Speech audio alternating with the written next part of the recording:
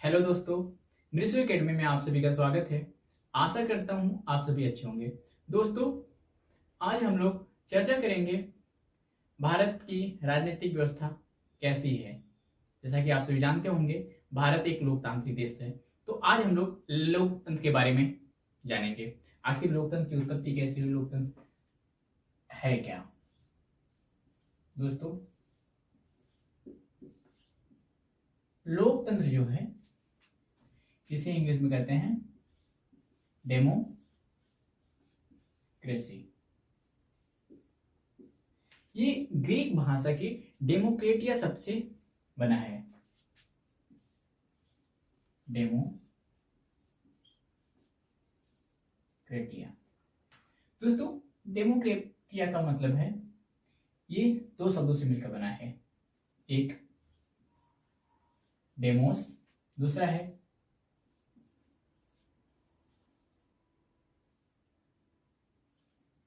Crates. Demos का मतलब होता है जनता, जनता यानी कि जो आम जनता है। क्रेटस का मतलब है नियम या शासन। ये डेमोक्रेटिया शब्द जो है ये ग्रीक भाषा से है। इसे डेमोस और क्रेटस से मिलकर बना है, जिसका मतलब होता है जनता के द्वारा शासन। जनता के द्वारा शासन। दोस्तों, एक विद्वान थे अब्राहम लिंकन, जिन्होंने कहा था, उनका एक प्रसिद्ध कोटेशन है, जनता का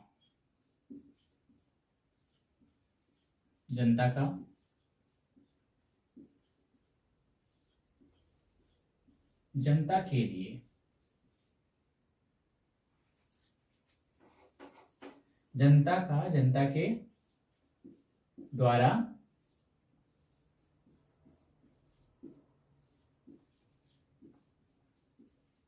जनता के लिए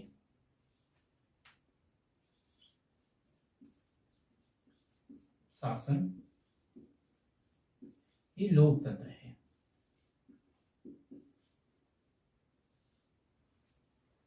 दोस्तों, अब्राहम लिंकन ने कहा था, जनता के द्वारा जनता के लिए शासन ही लोकतंत्र है। यहाँ पे का मतलब है सारी शक्तियां जनता में निहित होगी।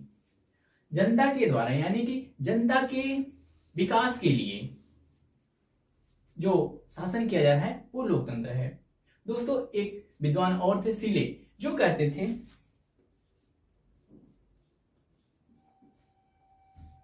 सिले महाशय कहते थे, लोकतंत्र में सभी नागरिक का भागीदारी है। यानी कि लोकतंत्र में आप हम सभी उसके पार्ट हैं। जहां पर जनता अगर प्रशासन का हिस्सा है तो वहां पर लोकतंत्र है। ठीक है दोस्तों, अब हम लोग लोकतंत्र की विशेषता देखेंगे। ये लोकतंत्र का मतलब है।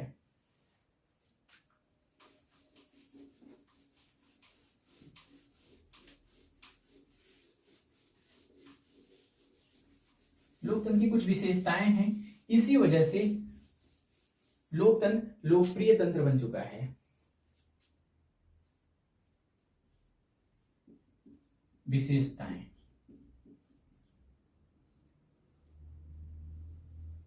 पहली विशेषता है दोस्तों, जनता का शासन।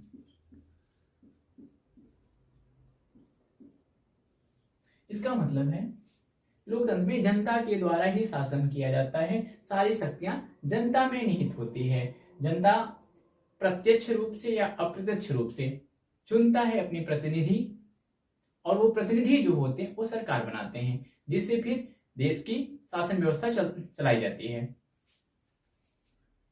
दोस्तों, जो लोकतंत्र होता है इसमें उत्तरदायी सरकार होती है।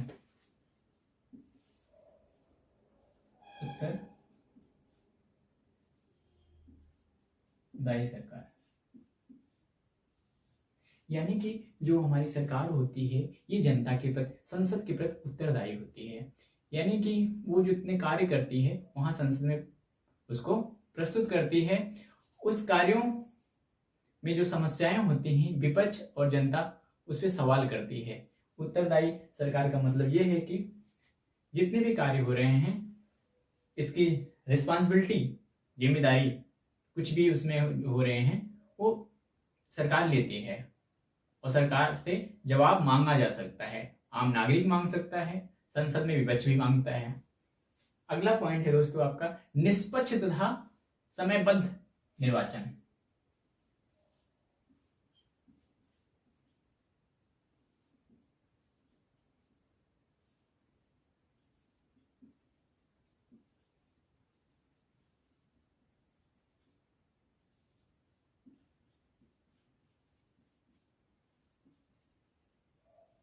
इसका मतलब यह है कि जो निर्वाचन होता है यानी कि चुनाव होता है वो निष्पक्ष तरीके से होता है, किसी भी तरीके से वो भेदभाव नहीं करता है, किसी तरीके से बायस्ड नहीं होता है, उसमें ट्रांसपेरेंसी होती है और समयबद्ध निर्वाचन होता है। एक फिक्स समय में, जैसे भारत में जो है चुनाव लोकसभा का चुनाव, विधानसभा का चुनाव होता है 5 वर्ष में होता है। यानी कि लोकतंत्र में यह है कि सरकार एक लिमिटेड टाइम के लिए होता है, उसके बाद फिर से चुनाव होता है और सरकार फिर बदल जाती है।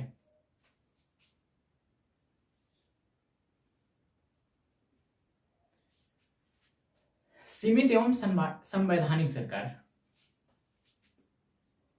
दोस्तों इसका मतलब यह है कि जो सरकार होती है सीमित व संवैधानिक,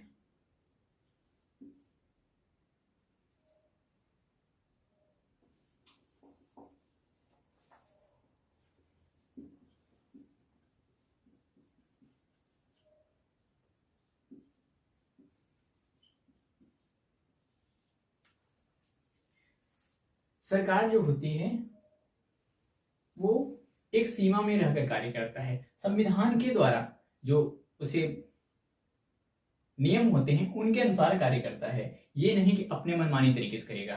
तो ये हो गया, उसको सीमित रहना पड़ता है। दोस्तों एक और है इसमें मुख्य पॉइंट, नागरिक अधिकार।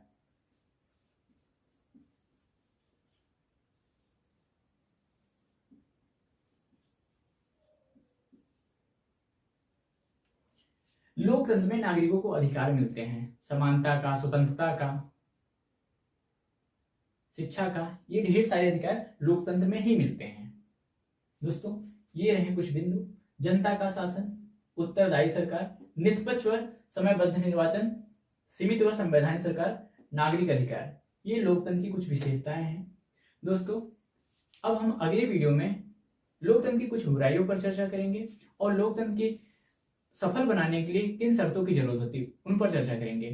तो ये रहा आपका लोकतंत्र। अगर वीडियो अच्छी लगी तो लाइक करिए, चैनल को सब्सक्राइब करिए। धन्यवाद।